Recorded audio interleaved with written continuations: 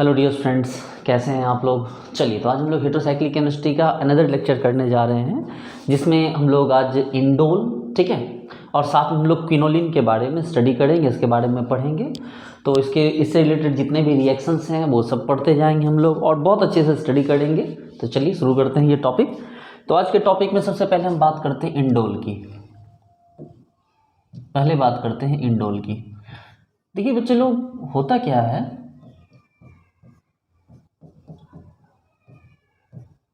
ये है आपका इंडोल, ठीक है, और ये था आपका ओनली पायरोल। ये क्या था, ओनली आपको पायरोल था, है ना। जब आप पायरोल पे आपको इलेक्ट्रोफाइल का अटैक कराने की बारी आती थी तो आप क्या करते थे, आप बोलते थे कि देखो, जैसे ये अगर यहाँ पे अटैक करता है, ठीक है, तो NH यहाँ इलेक्ट्रोफाइल, तो यहाँ प्लस। अब देखो ये क्या हुआ, ये यहाँ से यहाँ गया और क्या हुआ भाई, N यहाँ इलेक्ट्रोफाइल, यहाँ डबल आ चुका है, यहाँ प्लस आ गया है। और अब क्या हो गया, इसका लोन पेयर यहाँ गया, फिर ये एक नया एक जो रेजोनेटिव स्ट्रक्चर बना वो ऐसे बना। देखिए NH इलेक्ट्रोफाइल यहाँ और यहाँ, और इसके चक्कर में नाइट्रोजन पे क्या आ गया, प्लस आया। अगर इसने इस पोजीशन पे अटैक किया तो इतने सारे रेजोनेटिव स्ट्रक्चर बने। लेकिन अगर ये डायरेक्टली यहाँ अटैक ना करके अगर ये सीधे इस पे अटैक कर देता, यहाँ पर ये क्या करता, सीधे इस पर अटैक कर देता, यहाँ से इस पोजीशन से। तो जैसे ही यहाँ अटैक करता तो देखिए क्या होता, NH यहाँ पे इलेक्ट्रोफाइल, यहाँ पे प्लस, और अगले ही बार में इसको क्या करना पड़ता है, इसको यहाँ से इलेक्ट्रॉन को भेजना पड़ता, और भेजने के कारण क्या होता है, यहाँ पर इस नाइट्रोजन पे प्लस आ जाता। जरा गौर से समझिए, यहाँ पे इलेक्ट्रोफाइल आया और यहाँ पे क्या हो गया, इस नाइट्रोजन पे प्लस आ गया, ये अपनी जगह पे रहा। जरा काउंट करेंगे तो आपको पता चलेगा, जैसा कि मैंने बताया कि 1 2 3 स्ट्रक्चर रेजोनेटिव स्ट्रक्चर बने, जबकि यहाँ देखिए 1 2 3 4, यहाँ 4 रेजोनेटिव स्ट्रक्चर बने इसके लिए। तो इसका मतलब क्लियर है कि इसमें रेजोनेंस कम हुआ था, तो भाई इसलिए क्या हो गया, इसमें रेजोनेंस यहाँ इस पोजीशन पे अटैक नहीं हुआ, जबकि अटैक कहाँ हुआ, इस पोजीशन पे। इस पर हम लोग बहुत खूब डिस्कस कर चुके हैं कि अगर आपके पास इस तरह से कभी पायरोल दिया हुआ हो तो पायरोल में आपको अटैक इस जगह पे कराना, ना कि यहाँ पर। यहाँ अटैक आपको नहीं कराना, इवन कि दूसरा वाला भी आए तो इस साइड में अटैक कराना है, इस साइड में, लेकिन इससे या इस पे अटैक नहीं कराना है। तो पायरोल में तो हमने ये पढ़ा। फिर इंडोल में इस बात को यहाँ रिपीट करने का क्या सेंस बनता है, तो सेंस जबरदस्त बनता है, बहुत बड़ा सेंस बनता है, समझेंगे बात को। देखिए अब यहाँ प्रॉब्लम क्या आ रही है, प्रॉब्लम ये आ रही है कि सपोज कीजिए हम इलेक्ट्रोफाइल लेके आते हैं, ठीक है, क्या करते हैं, इलेक्ट्रोफाइल लेके आते हैं, और एज इट इज जैसा कि आपने सोच रखा है सेकंड पोजीशन पर अटैक कराने की। कहाँ अटैक करवाते हैं हम, सेकंड पोजीशन पर अटैक करवाते हैं, इस जगह पे हम यहाँ पे अटैक करवा देते हैं सेकंड पोजीशन, जैसा कि आपने मन में सोच रखा है, ठीक है। चलो ठीक है, देखते हैं, आप जो चाहते हैं वही होगा। देखो यहाँ इलेक्ट्रोफाइल आपने अटैक कर निकाला, तो मतलब प्लस यहाँ आया, और अगर यहाँ प्लस है तो इसको यहाँ से जाना पड़ा,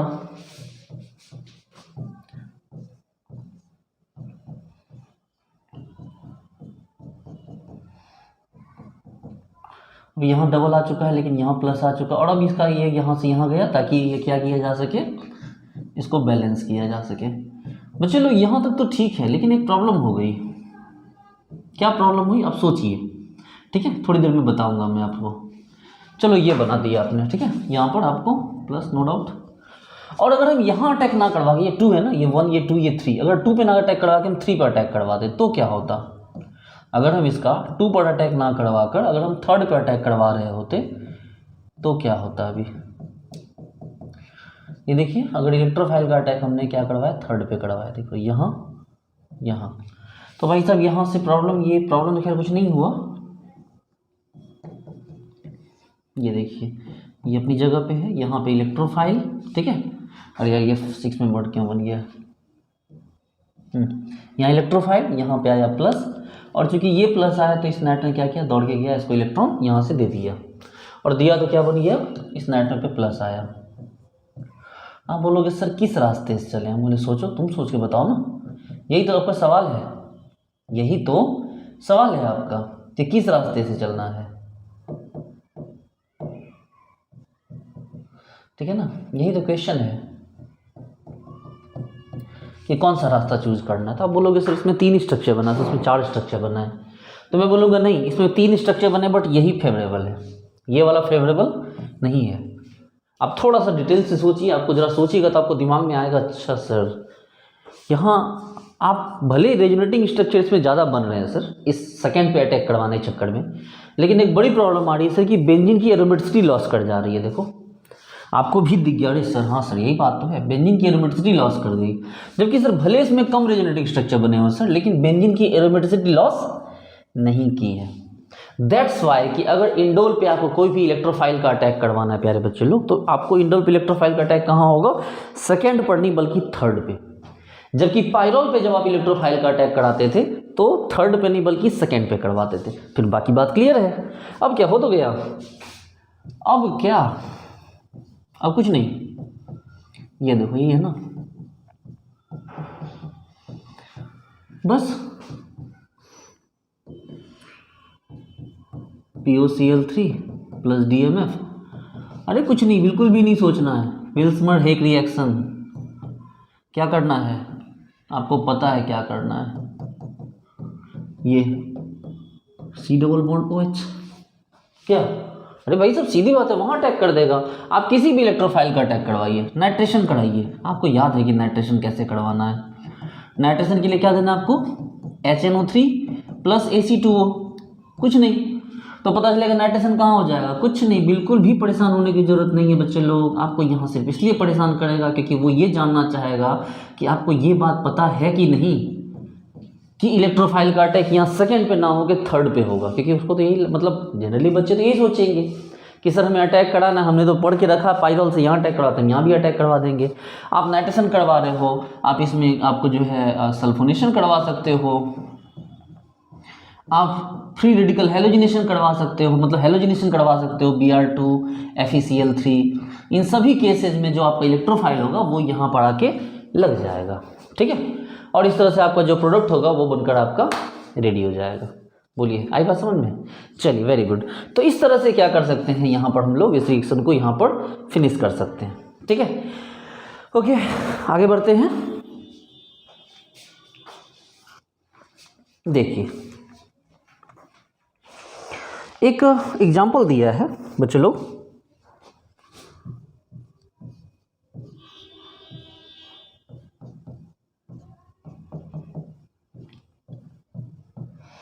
इसको दे दिया है आपको KMnO4 या K2Cr2O7, ठीक है, KMnO4 दे दिया आपको, बोला कि भाई साहब इसको ऑक्सीडाइज करिए, ठीक है, ऑक्सीडाइज कीजिए। तो आप सोचते देखिए कि एक तरफ है आपके पास मोड एरोमेटिक है, सोचिए ना ये क्या है, ये आपको एरोमेटिक ज़्यादा है, जबकि पिरिडिन जो ये जो पोर्शन है आपको पता है इसके अंदर 2 पोर्शन है, इसके अंदर क्या है, इसके अंदर तो 2 पोर्शन है ना, एक बेंजीन पोर्शन है और दूसरा कौन सा पायरोल पोर्शन है। आपको पता है कि बेंजीन सबसे ज़्यादा होता है, बेंजीन के बाद पिरिडीन होता है, पिरिडीन के बाद आपको थायोफिन होता है, थायोफिन के बाद पायरोल होता है, मतलब बेंजीन और पिरिडीन के जो पायरोल है इन दोनों की एरोमेटिसिटी में अच्छा खासा फर्क है, स्टेबिलिटी में अच्छा खासा फर्क है। इसका मतलब ये है कि भाई इन दोनों में अनस्टेबल कौन होगा, तो सर ये अनस्टेबल होगा, सर ये क्या होगा, अनस्टेबल होगा, और साथ साथ इलेक्ट्रॉन रिच भी है। देखो ना sp2 हाइब्रिडाइज, ये sp3 है, इन सब में सभी sp2 हाइब्रिडाइज है, जबकि यहाँ sp3 हाइब्रिड, तो ये इलेक्ट्रॉन रिच भी है, इसका मतलब रिएक्टिविटी भी ज़्यादा है, इलेक्ट्रॉन रिच भी ज़्यादा है। तो बहुत आसानी से फिर इसको क्या करोगे आप, KMnO4 दो तो ये पाई बॉन्ड टूट जाएगा, ये पाई बॉन्ड क्या हो जाएगा, टूट जाएगा, टूटेगा तो क्या बनेगा, अल्डिहाइड बना दो। देखो ये देखो NH C double bond O और ये क्या हो गया H। चलिए ठीक है, देखिए अब इसमें क्या करेंगे भाई, आप बोलो सर KMnO4 K2Cr2O7 करवा दिया, ठीक है सर, आप एक काम करो सर इसका ओजोनोलिसिस करवा दो। हम बोले ओजोनोलिसिस में क्या देना है, जिंक देना है कि नहीं देना है, क्योंकि जिंक देंगे तो रिडक्टिव ओजोनोलिसिस होगा और जिंक अगर नहीं देंगे तो ऑक्सीडेटिव ओजोनोलिसिस होगा, पढ़ा होगा आप लोगों ने। तो बॉन्ड तो यही टूटेगा, और अगर हम जिंक दे देंगे तो आपके पास प्रोडक्ट सेम प्रोडक्ट बन जाएगा C double bond OH NH C double bond OH। लेकिन अगर इसको आप ओजोनोलिसिस के थ्रू आप इसको O3 दे देते हैं ओनली, ठीक है, ये ऑक्सीडेटिव ओजोनोलिसिस हो गया, तो इस केस में क्या हो जाएगा बच्चे लोग, यहाँ C डबल बॉन्ड OH और ये NH C double bond OH। ठीक है, चलिए यहाँ भी ठीक है, आगे बढ़ते हैं इसमें। अब अगर मान लीजिए कि जैसे ध्यान दीजिए, एक एग्जांपल हमने लिया दोबारा से इंडोल का, ये रहा हमारा इंडोल। हम इस इंडोल को एक रिड्यूसिंग एजेंट देने जा रहे हैं SnHCl। आपको पता है SnHCl रिड्यूसिंग एजेंट है, लेकिन वीक रिड्यूसिंग एजेंट है। SnHCl क्या है?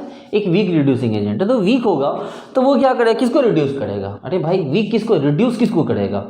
तो जो कम एरोमेटिक है, जो अनस्टेबल है, उसको रिड्यूस करके निकल जाएगा, इस पोर्शन को रिड्यूस कर देगा। तो SnHCl क्या करेगा? बेंजीन को नहीं कर पाएगा। ठीक है, क्योंकि बेंजीन की एरोमेटिसिटी ज़्यादा है। देखो आप ये समझो ना कि एरोमेटिक ज़्यादा है, जबकि एरोमेटिक कम है, इसलिए वहाँ टूटा भी नहीं है। ये देखो क्या हो गया यहाँ, और SnHCl देंगे, काम खत्म हो गया इसका। आप बोलोगे सर आपकी बात ना सर थोड़ा सा आउट ऑफ लेवल चला गया सर। हम लोग देखो एक बात, मैं एक आगे का रिएक्शन बता रहा हूँ, इससे क्या होगा कि आपका कॉन्सेप्ट क्लियर हो जाएगा। देखो ये भाई साहब है क्विनोलिन। ठीक है, ये क्या है? ये है हमारा क्विनोलिन। अभी आपने देखा कि सर जरा गौर से देखो सर, अभी आपको जब रिडक्शन करवाना था सर, जब आपने अभी ये दिया कि ऑक्सीडेशन करवाया सर, तो आपने इस बॉन्ड को क्या किया? तोड़ दिया सर, ये वाले बॉन्ड को। ठीक है, इसको तोड़ दिया। अच्छा सर अगर इस वाले को दोगे तो क्या करोगे? तभी तो इसी को तोड़ोगे। मतलब नहीं, अब इसको नहीं तोड़ेंगे, रिलैक्स हो गया। पहले इसका रीजन समझ लीजिएगा। KMnO4 दीजिए, K2Cr27 दे दीजिए। ठीक है, ये देखिए अब ये नहीं टूटेगा।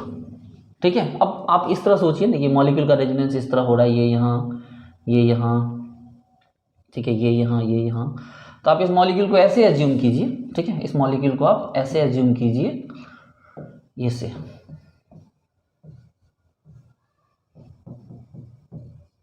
देखिए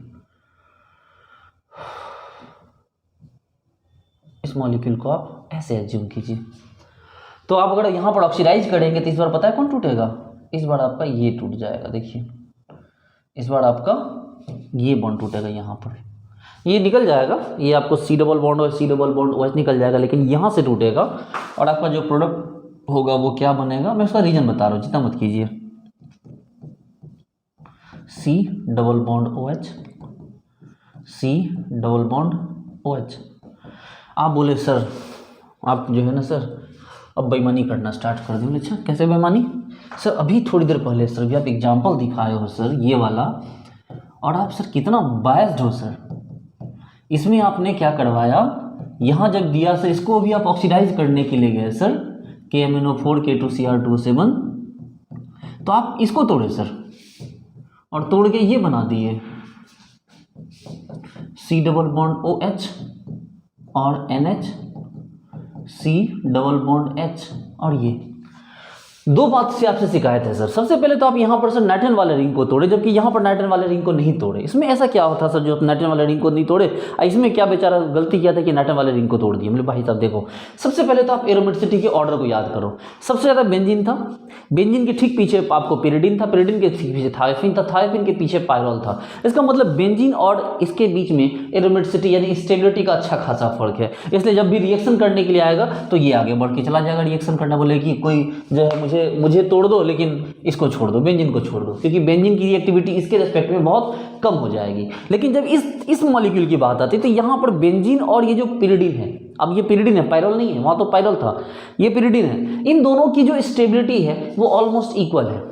ठीक है, एरोमेटिसिटी भी ऑलमोस्ट क्या है? इक्वल है, थोड़ा बहुत का फर्क है। तो अब यहाँ पर क्या हो जाएगा, आप सभी को पता है कि ऑक्सीडेशन किसका होता है? ऑक्सीडेशन किसका होता है?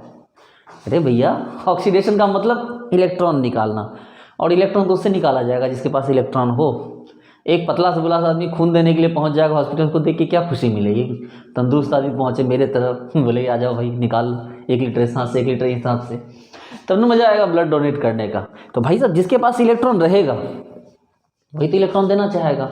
इसके पास इलेक्ट्रॉन नहीं है, क्योंकि नाइट्रोजन जो है यहाँ पर इलेक्ट्रॉन डोनर एटम की तरह नहीं बल्कि इलेक्ट्रॉन डिफिशिएंट एटम की तरह काम कर रहा है। पूरे के पूरे इस रिंग को क्या कर रहा है? इलेक्ट्रॉन डिफिशिएंट बना दे रहा है। जबकि यहाँ पर क्या है, जबकि ये बेंजीन है जीजू, तो इस बेंजीन से बात क्या है कि ये इलेक्ट्रॉन तो शेयर में टेंशन मत लो, जबकि ये जो क्या है ना कि ये आपको इलेक्ट्रॉन रिच है, आसानी से टूट गया। अच्छा, इन दोनों में बात करो तो आपको ये भी पता है कि एक तो रिएक्टिव ज़्यादा है, ये दूसरा इसके अंदर sp3 हाइब्रिडाइज एटम है, जिसके कारण ये इलेक्ट्रॉन रिच भी हो गया था, इसलिए यही टूटा और यहाँ पर ये टूटा। ठीक है, आई बात समझ में? चलिए अब दूसरी बात, पहली बात तो आपने कर ली, दूसरी बात अब ये करते हैं कि सर एक बात बताओ सर, बेईमानी का दूसरा लेवल सर, आप इसको अल्डिहाइड बनाए सर और यहाँ कार्बोक्सिलिक एसिड बनाए, ये क्यों सर? इसका कौन से मतलब इसका पहले जवाब दो, जिम्मेदारी उठानी होगी सर आपको, जवाब दो। हमले भाई साहब देखो, ये जो है ना, आपको पता है कि ये जो रिंग है ये क्या फुल इलेक्ट्रॉन रिच है। ठीक है, ये क्या हो गया, ये इलेक्ट्रॉन अच्छा खासा इलेक्ट्रॉन रिच है। ठीक है, जबकि ये इलेक्ट्रॉन रिच है लेकिन इतना भी ज़्यादा इलेक्ट्रॉन रिच नहीं। हालांकि ये एक्सपेरिमेंटल वैल्यू है, मैं इसको आपको थ्योरी में कैसे समझाऊं, आप बस इतना जानो कि ये बेंजीन क्या हो गया, बेंजीन में सिमिलैरिटी होती है। ठीक है, इलेक्ट्रॉन रिच होता है ये, और यहाँ पर ये जो है इसके साथ प्रॉब्लम क्या है कि यहाँ पर एक नाइट्रोजन, भले ही ये इलेक्ट्रॉन 6 इलेक्ट्रॉन इसका घूम रहा है, 6 इलेक्ट्रॉन भले ही घूम रहा है, लेकिन उसके बावजूद इस चीज़ को आप इनकार नहीं कर सकते हैं कि जब यहाँ पर प्लस चार्ज आएगा तो एक नाइट्रोजन पे प्लस चार्ज आएगा, जबकि जब बेंजीन में प्लस चार्ज आएगा तो एक कार्बन पे प्लस चार्ज आएगा। नाइट्रोजन पे जब प्लस चार्ज आता है तो वो नाइट्रोजन पे आने वाला प्लस चार्ज क्या करेगा, ज़्यादा खतरनाक होता है, क्या ज़्यादा इलेक्ट्रोफिलिक नेचर शो करेगा, मतलब इलेक्ट्रॉन आपको सीक, और जो इलेक्ट्रॉन सीक होगा वो कार्बोक्सिलिक एसिड तक कैसे जा सकता है? सोचो, एक बात बताओ, मेरे पैकेट में ना 100 रुपये है, तो तुम मुझे रेस्टोरेंट में पार्टी देने के लिए कैसे बोल सकते हो, कैसे सोच सकते हो कि मैं तुम्हें रेस्टोरेंट में पार्टी दूंगा, लंबा चौड़ा खर्च करूंगा? मेरे पैकेट में अगर 50-60 हज़ार रुपये रहे, कम से कम 2-4-5 हज़ार रुपये, तब तुम मुझे बोलोगे हाँ चलो भाई पार्टी दो। तो पार्टी लेने के लिए भी तो होना चाहिए। आप इसमें जैसे इसको तोड़ने की कोशिश करते हैं तो भाई रेजोनेंस तो होगा, और रेजोनेंस होगा तो नाइट्रोजन पे प्लस आएगा, क्योंकि ऑक्सीडेशन है, इलेक्ट्रॉन खींच रहे हैं आप इससे। जब आप इलेक्ट्रॉन खींचोगे तो उस पर प्लस आएगा तो नाइट्रोजन पे प्लस आएगा, नाइट्रोजन पे प्लस आएगा तो बोलेगा यार मज़ा नहीं आ रहा है, बेवजह हमसे इलेक्ट्रॉन खींचे जा रहे हो तुम, तो ऑक्सीडाइजिंग एजेंट बोलेगा ठीक है कोई बात नहीं ले जाएंगे तुमको कार्बोक्सिलिक एसिड तक। ठीक है, तुमको चलो इतना केमिनोफोर तक ले जाके छोड़ देंगे। ठीक है, समझ रहे हो बात को? और यहीं पर क्या होता है, ये वाला बेंजीन, इसमें पॉजिटिव चार्ज आएगा भाई तो किस पे आएगा, कार्बन पे आएगा, इलेक्ट्रॉन रिच है। ठीक है, इलेक्ट्रॉन क्या हो गया, रिच हो गया। बोला कि भाई पॉजिटिव चार्ज आएगा तो कार्बन पे आएगा, कहीं कोई प्रॉब्लम नहीं है। बोला चलो ले चलो जितना दूर ले जाना है, तो केमिनोफोर तो बैठा हुआ ही था। ठीक है, और केमिनोफोर को कहाँ लेके चला गया, कार्बोक्सिलिक एसिड तक। ठीक है, चलिए ओके कोई बात नहीं। हालांकि ये जो एग्जाम्पल था, ये एग्जाम्पल मुझे यहाँ नहीं बताना था, ये एग्जाम्पल तो आगे का था, बट इट्स ओके कोई बात नहीं है। तो आपको मोटी बात समझ में आ गई। ठीक है, इसके अलावा मैंने आपको और क्या बताया भाई, अभी और भी बातें आपको बतानी है। चलो देखो, अच्छा एक चीज़ मैं बता रहा था अभी आपको कि देखो भाई साहब, ये आपका जो है, फिर वापस आ जाओ इंडोल पे। अभी हम लोग क्विनोलिन पे नहीं जा रहे हैं, हम लोग वापस इंडोल पे ही आ जाते हैं। देखो, जब आप इसको क्या करते हैं, इसको SnHCl देते हैं, तो मैंने आपको पहले बोला कि भाई साहब SnHCl उतना वीक रिड्यूसिंग एजेंट है, तो वीक रिड्यूसिंग एजेंट है तो क्या करेगा, ये देखो सिर्फ इसको रिड्यूस करेगा। एक एरोमेटिक, ये जो बेंजीन है ये भाई एरोमेटिक होता है ना, तो ये इसको रिड्यूस करके छोड़ देगा।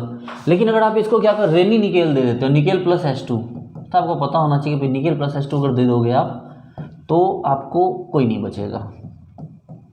ये देखो, समझ रहे हो बात को? बोलो, आई बात समझ में? चलिए वेरी गुड, बहुत अच्छे। तो इस तरह से हम लोगों ने क्या किया कि हम लोगों ने आपको इंडोल से जुड़े हुए क्वेश्चंस हम लोगों ने किए। ठीक है, मैंने आपको बताया कि भाई इसमें विल्समर एक रिएक्शन है, मैनेज करवा लो। ठीक है, फ्रिडल-क्राफ्ट एल्काइलेशन करवा लो, नाइट्रेशन करवा लो, सल्फोनेशन करवा लो, जो मर्जी करे आप यहाँ पर करवा सकते हो। ठीक है, क्योंकि आपका ये पता चल चुका है कि इलेक्ट्रोफाइल का अटैक कहाँ पर होगा। आपको पता होना चाहिए कि इंडोल में इलेक्ट्रोफाइल का अटैक 3rd पोजीशन पे होगा। इंडोल में इलेक्ट्रोफाइल का अटैक 3rd पोजीशन पे होगा। उसके बाद कोई इलेक्ट्रोफाइल आएगा तब ना करवाना 2nd पोजीशन पे, लेकिन फर्स्ट टाइम में किसी भी इलेक्ट्रोफाइल का अटैक आपको 3rd पे होगा। जबकि पायरोल में किस पे होता था, पायरोल में 2nd पे होता था। ठीक है, चलिए अच्छी बात है। अब हम लोग यहाँ से आगे बढ़ते हैं, हमारा नेक्स्ट टॉपिक है क्विनोलिन। ठीक है, अब हम लोग नेक्स्ट जो है पढ़ने वाले हैं किसके बारे में, अब हम लोग क्विनोलिन के बारे में पढ़ने वाले हैं। ठीक है, ये बड़ा कमाल का टॉपिक है इन क्विनोलिन। ठीक है, देखिए ये जो क्विनोलिन है, कौन सा भाई क्विनोलिन, ये रहा आपका क्विनोलिन।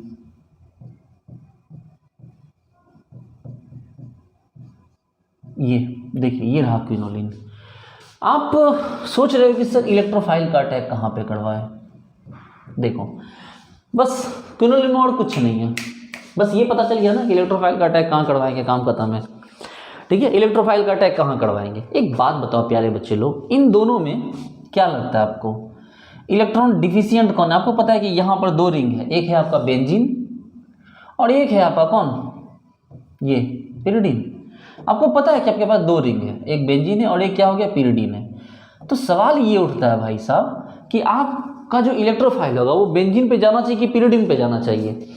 तो आप बोलोगे सर देखो, आपने कल परसों की क्लास में बताया था कि भाई इलेक्ट्रोफाइल आएगा तो नाइट्रोजन पे प्लस आएगा, है ना। इलेक्ट्रोफाइल आएगा तो नाइट्रोजन पे क्या आएगा, प्लस आएगा। लेकिन अगर उसी रिंग में अगर सर इलेक्ट्रोफाइल आ जाए, सर अगर उसी रिंग में इलेक्ट्रोफाइल आ जाए तो दो प्रॉब्लम होगी। पहली प्रॉब्लम तो ये कि ये वाला रिंग क्या होता है, इलेक्ट्रॉन सीक होता है, क्योंकि नाइट्रोजन लगा हुआ sp2 नाइट्रोजन, तो ये इलेक्ट्रॉन क्या होता है, इलेक्ट्रॉन सीक होता है, ठीक है। इसमें तो आने का चांस कम है। दूसरा क्या सर, अगर इसी रिंग में आप लेके आ जाओगे सर तो नाइट्रोजन पे प्लस भी बहुत जल्दी आ जाएगा सर, उसके लिए जो रेजोनेटिंग स्ट्रक्चर होगा सर वो कम बनेगा। ध्यान दीजिए, मैंने बोला कि देखिए सर ये जो रिंग है ये पिरिडिन, एक तो ये क्या होता है, इलेक्ट्रॉन सीक होता है सर, और दूसरा कि अगर इसमें आप इसी में इलेक्ट्रॉन लाओगे तो सर इसमें रेजोनेटिंग स्ट्रक्चर का जो नंबर होगा सर वो कम बनेगा। मैंने बोला अच्छा ये बात है, बोला हाँ सर यही बात है सर, इसलिए हम लोग इस रिंग पे इलेक्ट्रोफाइल का लाना कैंसिल कर दिए। तो इलेक्ट्रोफाइल किस पे आएगा, इस पे आएगा, बेंजीन पे आएगा। इलेक्ट्रोफाइल किस पे आएगा, बेंजीन पे आएगा। Very good. चलिए, जब आपको ये समझ में आ गया कि सर अटैक जो होगा वो इस रिंग पे होना है, इस पे नहीं होना है, तो आपको एक बात देख लीजिए, ठीक है ना, इतना रेजोनेंस करके जाने का कोई मतलब नहीं बनता है। आप इस चीज़ को ध्यान रख लीजिए। एक चीज़ मैं आपको बता दे रहा हूँ कि इसमें जो अटैक होगा वो इस और इस पोजीशन पे होगा, ठीक है। ये दोनों पोजीशन क्या होंगे, सुटेबल होंगे इलेक्ट्रोफाइल के अटैक के लिए। इस पे ज़्यादा प्रेफरेबल होगा, याद रखिए ना इसको, रेजोनेंस के थ्रू आप देख सकते हैं। यहाँ पर देखिए, यहाँ इलेक्ट्रोफाइल का अटैक ज़्यादा सुटेबल होगा, क्योंकि यहाँ पर इससे रिपल्सन, चूंकि इलेक्ट्रोफाइल का होगा, यहाँ नाइट्रोजन भी अपने आप में इलेक्ट्रॉन सीक ही है, तो दूर दूर रहेंगे तो बेटर होगा ना। जबकि यहाँ पर इलेक्ट्रोफाइल आएगा, यहाँ पर नाइट्रोजन भी तो इलेक्ट्रॉन मतलब इलेक्ट्रॉन वीक है, यानी इलेक्ट्रॉन क्या हो गया, इलेक्ट्रॉन उसके पास नहीं है ज़्यादा, इलेक्ट्रॉन सीकर है, तो यहाँ अच्छी बात नहीं होगी। तो यहाँ भी होगा कायदे से, देखिए 1 2 3 4, इसको छोड़ दीजिए 5 6 7 8, तो 5 और 8 पे आपको क्या होता है, इस पोजीशन और इस पोजीशन पे क्या होता है, अटैक होता है। तो आप कोई भी इलेक्ट्रोफाइल अगर लगाएंगे भाई मेरे, तो आपको जो ये जो आपको क्विनोलिन है, इसमें आपको अटैक कहाँ होगा, या तो यहाँ होगा और या तो फिर यहाँ होगा, ठीक है। लेकिन ये आपका क्या होगा, ये मेजर होगा, और ये क्या होगा आपका माइनर होगा। और अब इस तरह से, और दूसरी बात आपको रिपल्सन भी तो होगा ना, ठीक है। हालांकि इलेक्ट्रोफाइल का रिपल्सन नहीं होता, लेकिन यहाँ पर नाइट्रोजन है इलेक्ट्रॉन सीक, और यहाँ भी इलेक्ट्रॉन सीक रहेगा, तो वो अच्छी बात नहीं है, मतलब वो अनस्टेबल हो जाएगा। अब हो गया, शुरू कीजिए ना अपना विल्समेयर का ये मैनेज कीजिए, ठीक है। उसके बाद इलेक्ट्रोफिल आपको हेलोजिनेशन कीजिए, सल्फोनेशन कीजिए, नाइट्रेशन कीजिए, जो करना है करके ख़त्म कीजिए, ठीक है। सारे रिएक्शन आप यहाँ पर इन दोनों पर अप्लाई कर सकते हैं, ठीक है। आप इन दोनों पर सारे रिएक्शन अप्लाई कर सकते हैं। चलिए, जितने रिएक्शन लोग पहले करते हैं वैसे दोबारा रिएक्शन कीजिए, इन दोनों पे कर लीजिए, लेकिन ऊपर वाले पे मेजर रखिएगा। वापस से एक रिएक्शन पे आइए, जैसे कि मैंने भी आपको बताया था थोड़ी देर पहले कि जैसे ये है आपके पास, आप क्या कीजिएगा, SnHCl दीजिएगा। ध्यान दीजिए, अगर SnHCl दीजिएगा तो SnHCl क्या करेगा, इसको सिर्फ साफ करेगा, ये यहाँ जाएगा,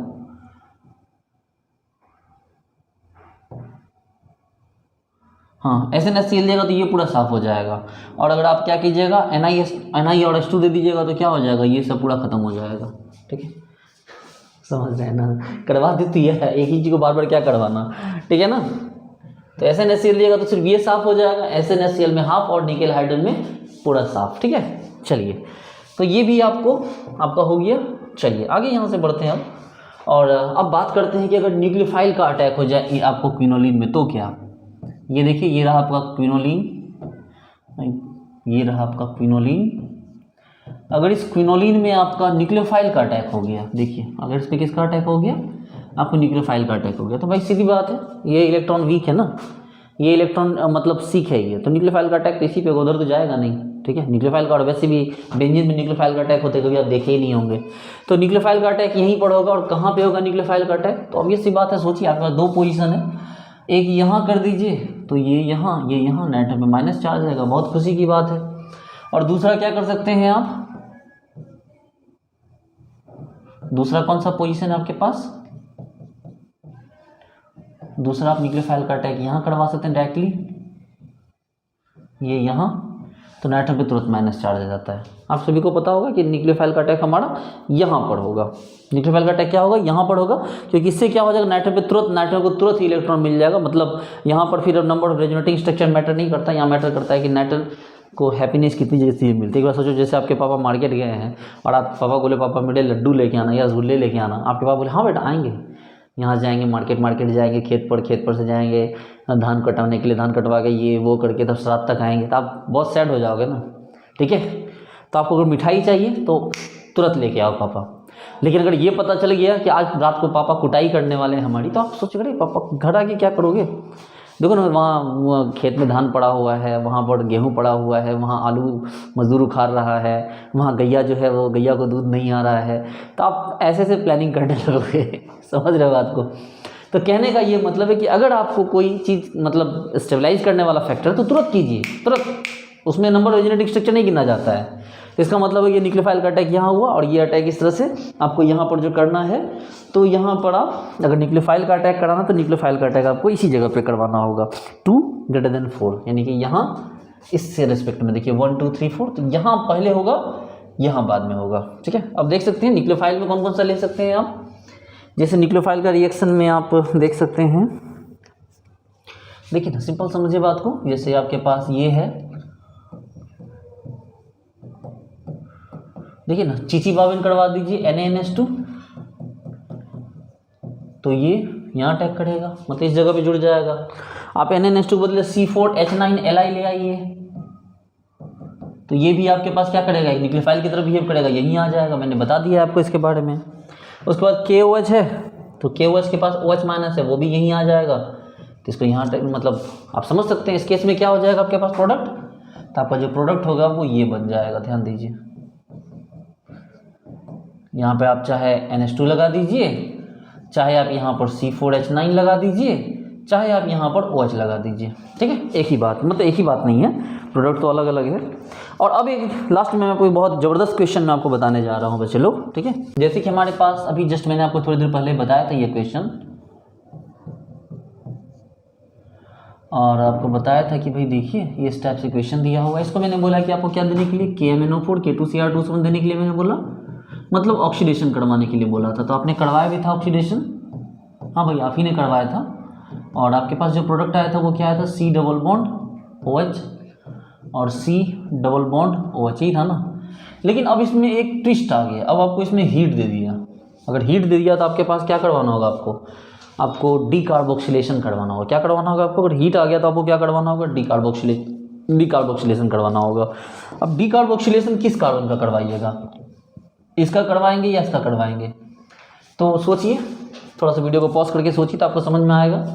देखिए N एक इलेक्ट्रॉन वीक है, N क्या इलेक्ट्रॉन सीकर ग्रुप है। अब इसके बगल में यहाँ पे एक और इलेक्ट्रॉन सीकर, इसके बीच रेजोनेंस का तो हो नहीं रहा है, इलेक्ट्रॉन डोनर तो है नहीं, ये भी इलेक्ट्रॉन एक्सेप्टर, वो भी इलेक्ट्रॉन एक्सेप्टर। जबकि अगर ये इलेक्ट्रॉन एक्सेप्टर से वो वाला देखा जाए तो दूर है, जबकि ये उसके नज़दीक में ही है। तो रेजोनेंस नहीं हो रहा, लेकिन इंडक्टिव इफेक्ट के थ्रू ये उसको बहुत डैमेज कर रहा है। इसका मतलब है कि आपका जो प्रोडक्ट होगा वो ये बन जाएगा, C डबल बॉन्ड OH, और ये जो होगा CO2 निकल के यहाँ से ऐसे बन जाएगा। आई बात समझ में, चलिए ठीक है। और जैसा कि अभी मैंने आपको थोड़ी देर पहले बताया कि आपके पास ये एग्जाम्पल अगर है,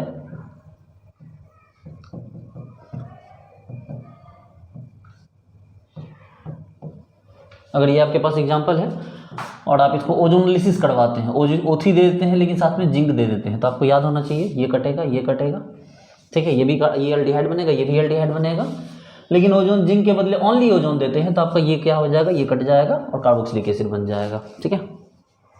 चलिए, तो इस तरह से हमने जो है पूरी हेटेरोसाइक्लिक को ख़त्म किया। अब इसमें जो है कुछ थोड़ा सा GMP वाला पोर्शन है, जनरल मेथड ऑफ प्रिपरेशन वाला, ठीक है, सिंथेसिस वाला कुछ पोर्शन है, उसको भी हम लोग कर लेंगे, ठीक है। तो डियर स्टूडेंट्स, इसको अच्छे से रिवाइज कीजिए, इस पर जितने भी क्वेश्चन होंगे हम लोग उसको लगाएंगे। आप भी क्वेश्चन लगाइए और लगा के देखिए, जितने भी क्वेश्चन कोई डाउट आते हैं तो आप पूछिए मेरे से, ठीक है। तो मिलते हैं नेक्स्ट लेक्चर में। Thank you so much, bye.